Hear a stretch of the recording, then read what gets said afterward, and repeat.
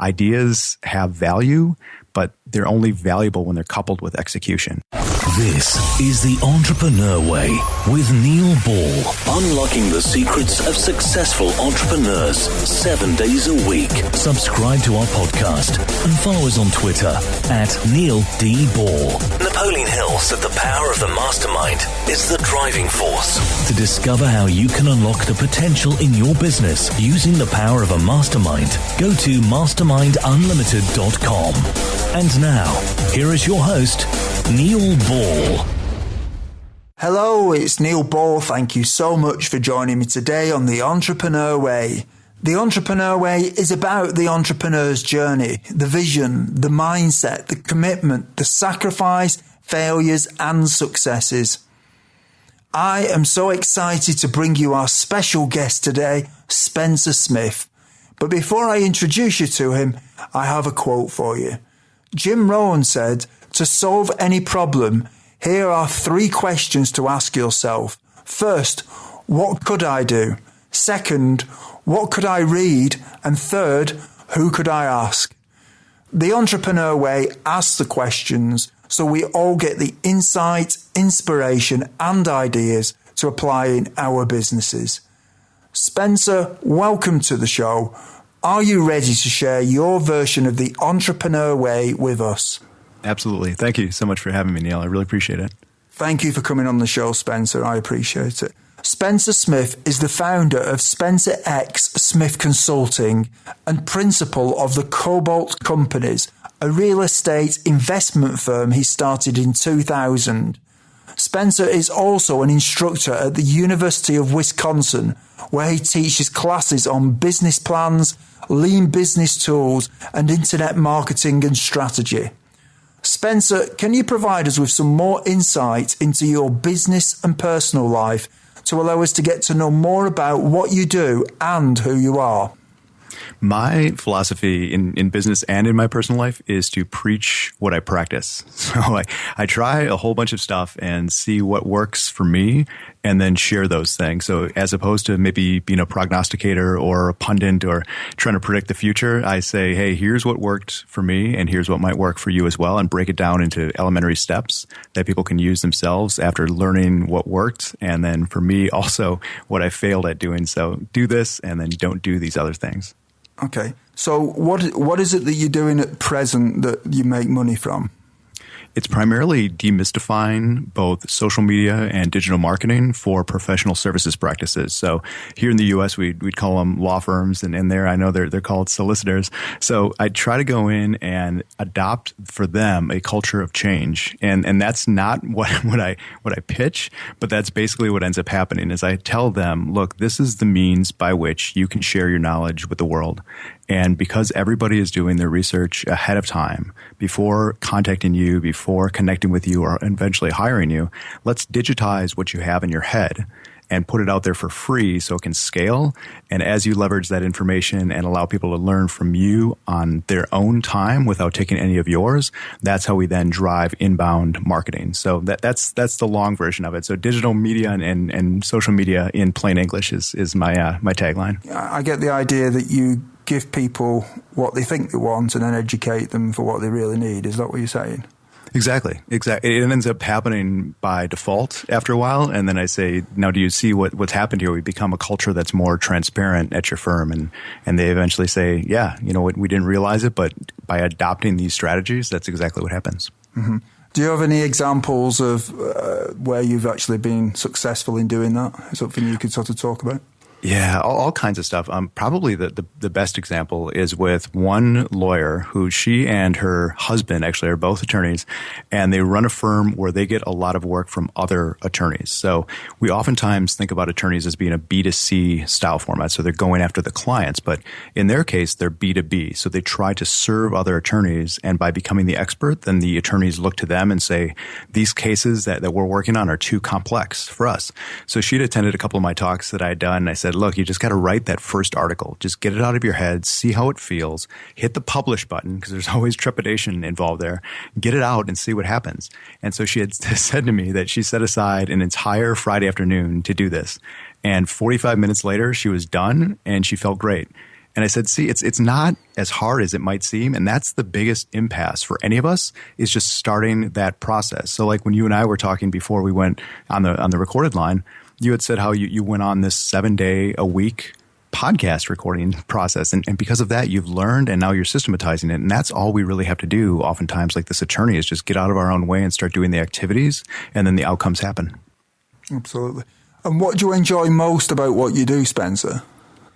It's really funny you ask that. I used to be in a rock band, and after we would get off of stage, inevitably, when you go to the merchandise table and hawk your CDs and your T-shirts and that kind of thing, people would come up and say, you know what, because of this, because of what you had done, I now feel good. I was having a rough day at home with my parents, or, whatever, rough day at work, or whatever the situation was. And we would get just outpourings of gratitude, sincere gratitude. And I find that same thing applies now with my job and when I speak or when I consult, is that people say, you know what, you took something that was rather nebulous to me and you made it easy to understand, and it's something that I can apply right away to my business, as opposed to talking down to me and saying, you'll never get this, don't worry.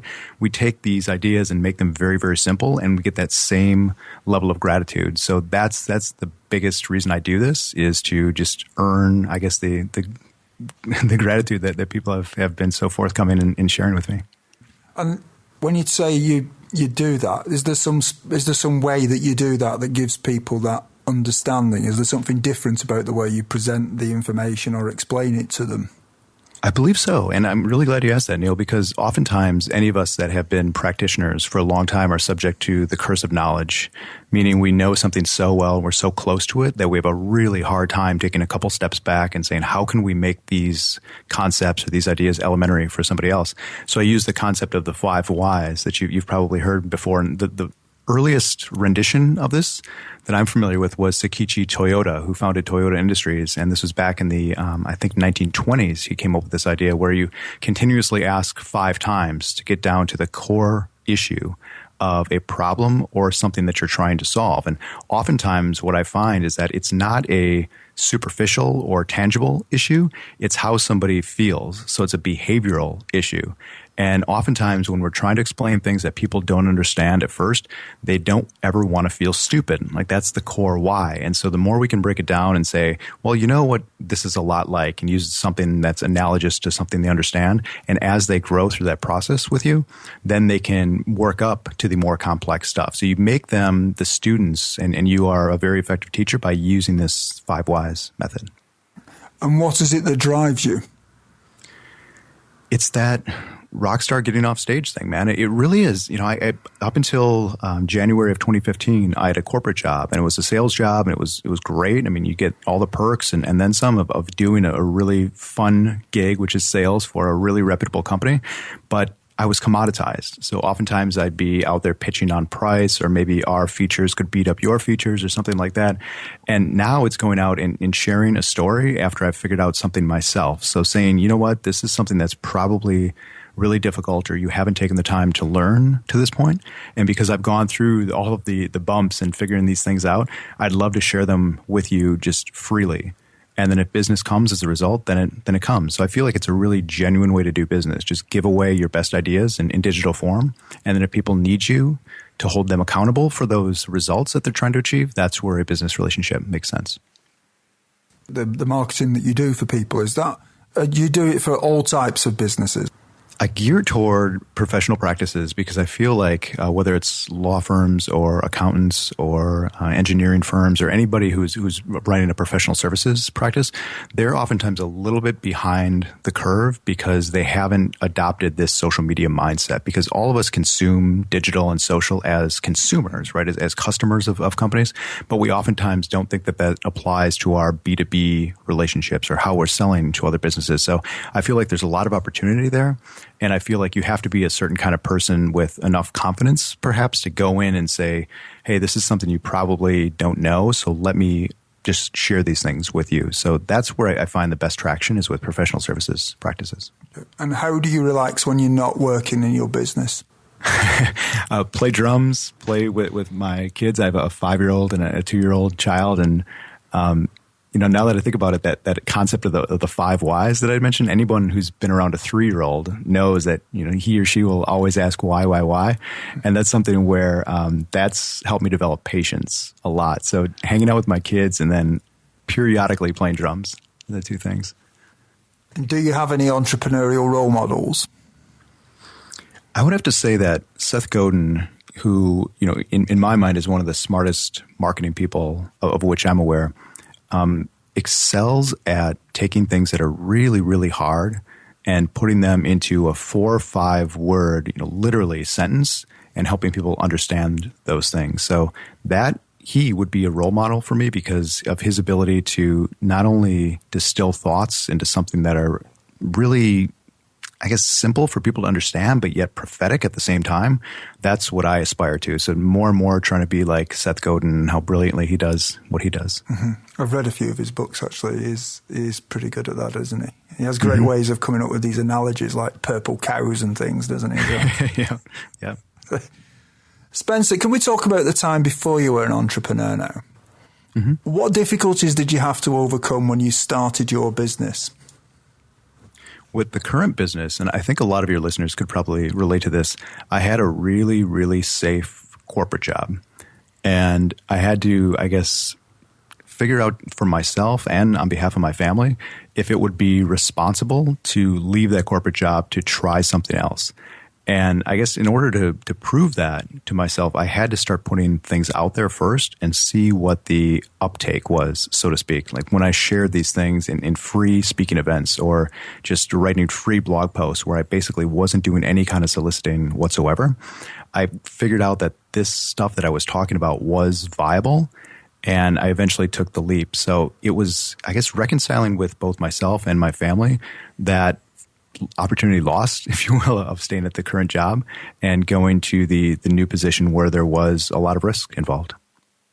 And did you have any doubts that delayed you starting your business? I didn't from the standpoint of monetarily, because I feel like it was easy to monetize it. And once you overcome that hurdle, once you know that there's an overt need in the marketplace and you can start to serve people in that capacity, I didn't have any qualms with leaving. It was just more so going back to the entrepreneurial gig. I used to have a company that I sold back in 2006 that was an IT services company. And moving from that to a corporate environment, it was much, much different because there, as of now as well, I own everything, right? I own all the problems. I own all the victories when those occur, but there's no safety net. So there's no inside salesperson to support me. There's no project staff to support what I sell and once I sell it. So for I guess in my estimation, it was a little bit difficult to do that again, but at the same time, it was ultimately exciting and that's what drives me now. And what mistakes did you make that slowed your journey? Oh, this is a big one. I tried to build an organic audience by using my own blog. And I would write there and publicize it and try to build up my social media channels to drive traffic there. But instead of doing that, what I found to be much, much more effective as far as amplifying my message is going to where a need already exists with the audience that you're targeting and starting to make yourself valuable there. So as an example, in the US here, there's a publication called Law Journal Newsletters Marketing the Law Firm. That's the full title. So I went to them and just through sheer naivete, I asked them, hey, could I write an article for you? What are you hearing from your readers that you haven't written about lately? And how can I serve you in that capacity? And they let me have an article. So I wrote an article there. They ended up putting it on the front page of their newsletter.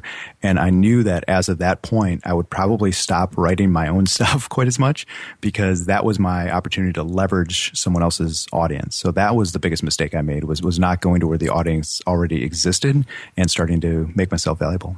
And is that where you mentioned giving away your best stuff? Is that where you do that kind of thing now?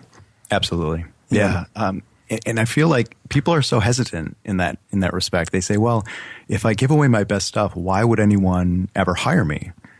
And well, you think about this, people will trade money for time. They'll trade it to hold someone else accountable, and they'll trade it for someone else's level of expertise. So a really great example that usually resonates with people is I say, look, if I go out to Google right now and I type in how to fix a leaky sink, over 100,000 videos are going to show up on YouTube. And so you could learn anything you want about sinks and replacing sinks and repairing sinks, but plumbers are still in business for some reason, right? And of course, like plumbers are still in business because we want to mentally check these things off of our list as done, as opposed to us continuously owning that problem. So 2 days later, after you fix your own sink and it starts leaking, it's still your problem. If you pay somebody else to do it, it's his or her problem. So that's what I try to push out there as much as I possibly can, is that ideas have value, but they're only valuable when they're coupled with execution. And unless you can execute on them, then just start sharing your best stuff and business will find you. So this concept of sharing your best stuff, is this something that you thought about yourself, or did you get that from somewhere else? Where did that idea come from?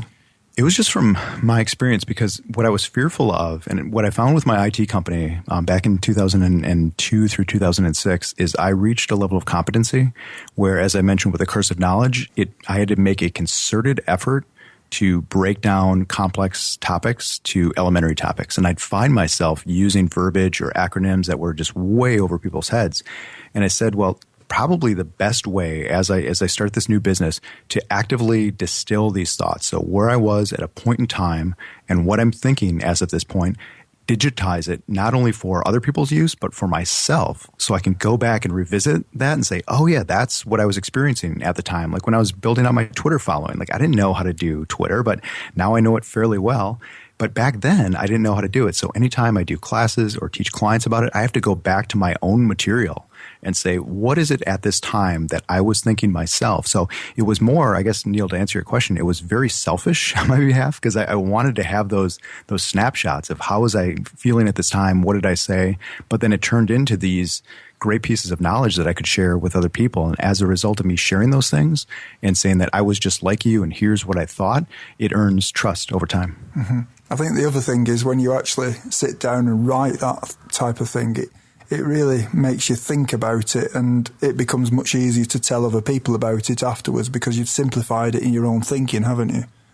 Oh, absolutely. And you know, oftentimes we have something in our head and we think it sounds really good, but then once we're forced to verbalize it or write it, we go, oh, you know what? I guess I don't know this as well as I did. So yeah, like you said, not only putting it into layman's terms that we can understand ourselves, but also just from am I going to remember this, 6 months from now capacity. So I like that. And I like what you just said. That makes a lot of sense. Well, I think ultimately the true test of whether you really understand something is how well you can teach it to someone else. In fact, I think there's some people say if you can explain it to a 10-year-old so they understand it, then you're probably on the right track, because then anybody can understand it. And I think that's very true, isn't it? Your ability to teach, you can understand something without being able to explain it to somebody, but being able to explain it to somebody or teach them about it is the ultimate level of enlightenment, I suppose.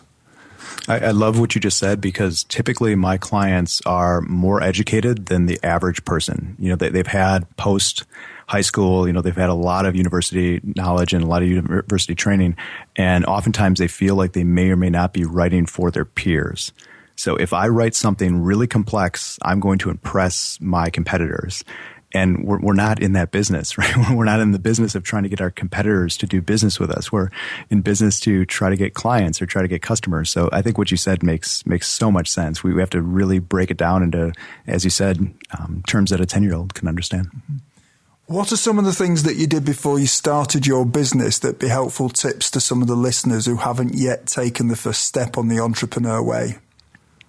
My biggest piece of advice in this respect is to just be naive.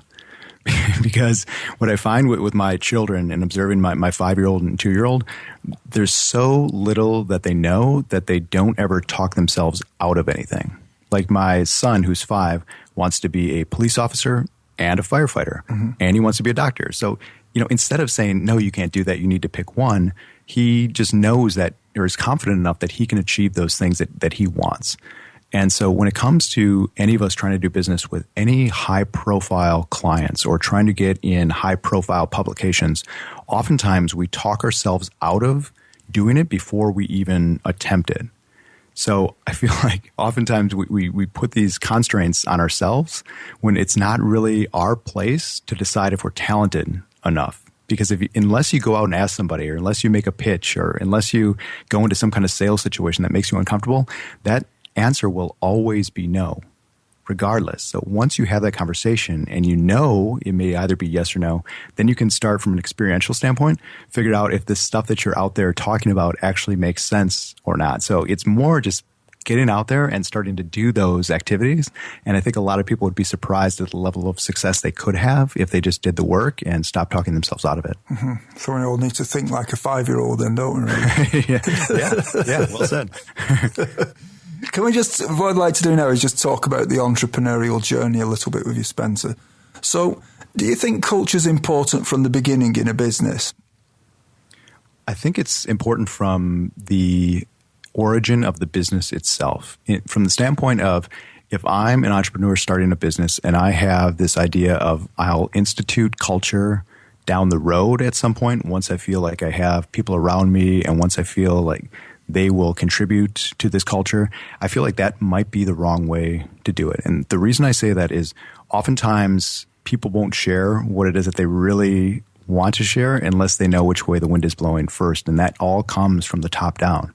So even if we have something as vague as, we have a culture of transparency, or we have a culture of taking care of our employees first, or something that will align with those whom we're trying to attract when situations get difficult, right? Because we all have the ebbs and flows of business. And when things aren't going well, we can always harken back to that culture statement or that mission statement that drives us. So I feel like very early on in the process, it's ultra important to have something like that dictated in writing, so you can show both your clients as well as your potential employees what they can experience when they're working with you. Mm-hmm. It's a funny thing, actually, because if you actually, I think you should define it, but the thing is, by not defining it, you actually automatically make a decision to define it in any case, whatever which way. You'll always end up with a culture, won't you? So whether you get the culture you get, or you get the culture you would like to have because you sort of defined it in the first place.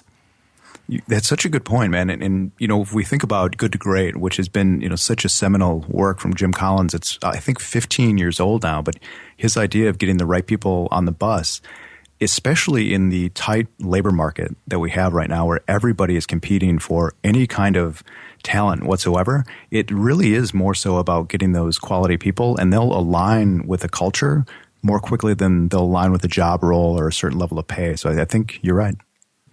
Knowing what you know now, is there anything that if you'd known it when you started out would have helped you to shortcut the learning curve? That idea of going to where an audience exists and starting to insert myself in that conversation would be probably the best way to ascertain if what you're pitching is viable.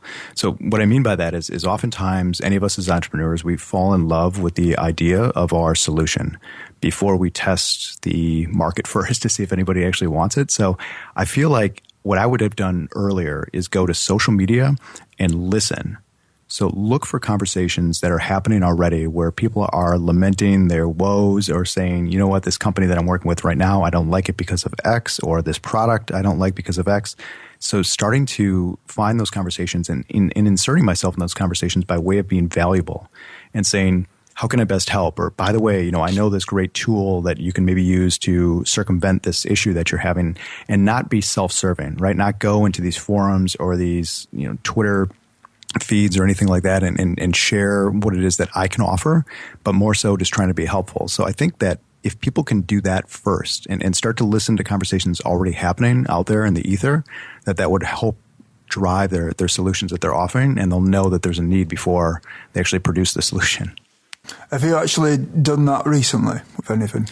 I have. Yeah, I have. I've done that for a client of mine, and we were looking for other lawyers who were dealing with bankruptcy issues. So very, very specific stuff.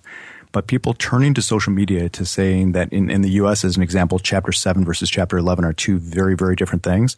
And so people will go out to social media, meaning LinkedIn groups typically, and say, I'm facing this issue with Chapter 7. Should I elevate this to a Chapter 11, and when should I do that? And that's where this gentleman with whom I'm working can insert himself in this conversation and say, here's what you might want to consider doing. And that's just an example from yesterday where we used listening to add ourselves to the conversation first and then allow other people to learn from us. Mm-hmm. How much does gut feeling influence your decisions in your business? It does a lot from a people perspective. I feel like many of us have gut feelings when it comes to individuals and their level of sincerity. And because of a great resume or a great pedigree, we may try to discount our gut feelings. But I think that a lot of us should just trust those ideas when it comes to how we feel about a certain person and if that person would be a good fit for us, whether it's an employee or a potential client. Because in my capacity, at least, or in my experience, at least, it's always served me really well to know that my initial impression was usually right on when it comes to that relationship happening down the road and what might have happened as a result. Mm. It's quite interesting gut feeling, I think, because if you think we must be the only species on the planet that doesn't actually trust our gut feeling. Yeah. I don't know if there's a lesson to be learned there somewhere. I mean, it's a question of getting the balance right, I guess, but it's a sort of interesting thought. Well, you're right, and we're told to not be judgmental or not look at certain cues as to what a person may or may not be like, but oftentimes those hold true. So you're right, it is a constant battle between being, politically correct and trusting what it is that you feel. Life is made of constant change, whether we like it or not, and many say the only constant in life is change. Spencer, how do you try to keep up with change? I try to learn something new every single day by way of not having a goal. And so here's what I mean. Instead of saying, today I'm going to read a new book or read a new chapter in a book and try to learn this thing, I try to go out there and put myself in situations where things may be a little bit odd and unexpected as to their outcomes. And the way I make this actually tangible is to go into sales situations or speaking situations. So know that perhaps, when I walk out of this hour-long meeting pitching a client, that things may go well, they may not go well, but I'll walk away knowing that, hey, in that next iteration of the same thing that occurred, these cues that I've seen, I'll know better what to do. And the same thing with speaking as well. Like I try to speak as much as I possibly can. And I've done 9 speeches this month. And just by accepting all of those requests to give speeches, because oftentimes by looking at the audience and seeing what resonates with them and what doesn't, you can kind of change your speech as you're giving it. So I guess that's what I aspire to do with this change is try to be more empathetic and try to understand better how people are feeling in certain situations and then mold myself to accommodate those things. What is your favorite book on entrepreneurialism, business, personal development, leadership, or motivation? And can you tell us why you have chosen it? It would have to be Good to Great, because I've probably read and or listened to the audio version of that book a dozen different times. And I've always been in different parts of my life when I've listened to it or read it and found different things to take away. And so probably the biggest thing that resonated with me, because I know a lot of people talk about the bus situation, getting the right people on the bus. But the big thing for me is what Jim Collins calls the hedgehog concept, which is the Venn diagram. So the intersection of the 3 circles of what can you be the best in the world at? So the best in your world. What are you predisposed or pre-programmed to do? And then what drives your economic engine? And I feel like if you strip everything else away and you look at the intersection of those 3 circles and say, what was I made to do? What can I really excel at doing? And what will people actually give me money to do? That removes a lot of the noise when it comes to trepidation in what we're doing in business and what we should or shouldn't be doing. So that's where I look to Good to Great from that standpoint. Great questions to ask those, aren't they? Yeah. Yeah. Everyone, when you have a busy life, listening to audiobooks is a great way to expand your knowledge in the time when you may be doing other things, such as driving or when you are at the gym. We have a special offer for you of a free audiobook of your choosing. To choose your free audiobook, go to www.freeaudiobookoffer.com. As long as you've not already signed up, then you will qualify. Spencer, what I'd like to do with you now is speculate about the future a little bit. What one thing would you do with your business if you knew that you could not fail? This is a really hard question for me because I espouse and I try to embody that idea of just being naive, like showing up in situations where people might think, what is this guy doing? and just putting myself in that situation and seeing what'll happen, and that's how I've gotten some major press here in the U.S. just by being naive enough to ask the question of how do I do this?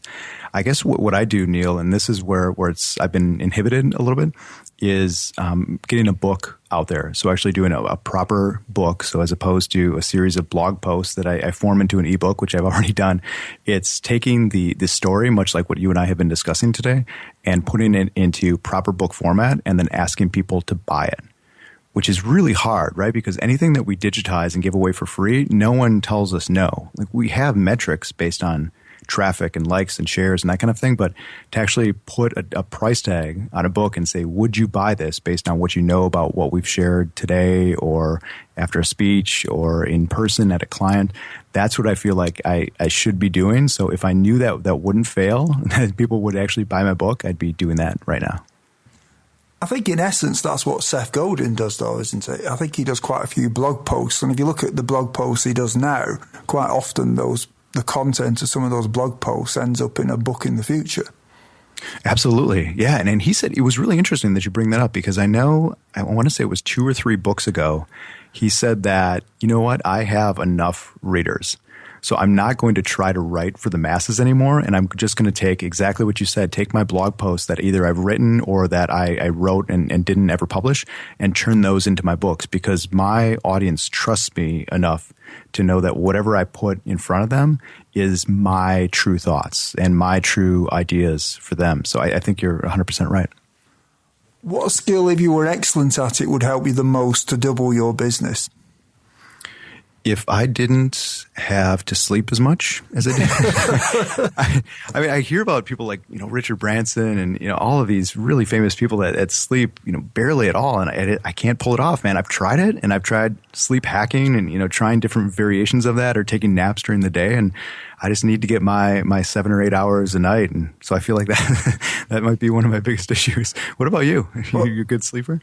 I can usually survive off about 5 to 6 hours quite comfortably. The secret to it, Arnold Schwarzenegger said this, and the secret to it is to sleep faster. Well, there you go. So that takes practice. It's like learning to sprint. You've got to learn to sleep faster. But I think with sleep, I think it's interesting, because I think we often take more than we sometimes need, because it's just nice lying there in that cozy warmth of not having to do anything, isn't it, sometimes? It is. Well, especially where we live, man, where we have winters that are, long and dark. And yeah, I think it has to do a lot with that level of comfort, like you said. Yeah. In 5 years from now, if a well-known business publication was publishing an article on your business after talking to your customers and suppliers, what would you like it to say? The big thing I want them to say is, because of my experience in working with Spence, I feel like we walked away knowing a lot better stuff that we didn't know before. So some of these ideas in digital and social that are black boxes, where people they don't want to know about it and they just want to know if it's actually going to work. If they can walk away and say, you know what, because of what we've learned in our experiences with them, we feel like we can make better decisions, that would be my 5-year goal. We're now at the part of the show where you share 3 golden nuggets with us. Spencer, what is your favourite quote, and how have you applied it? My favorite quote is from Earl Nightingale, and he says that the best definition of success is the progressive realization of a worthy goal. And why I love that, and I share that with as many people as I can, is oftentimes we look at outside factors to determine if we're successful.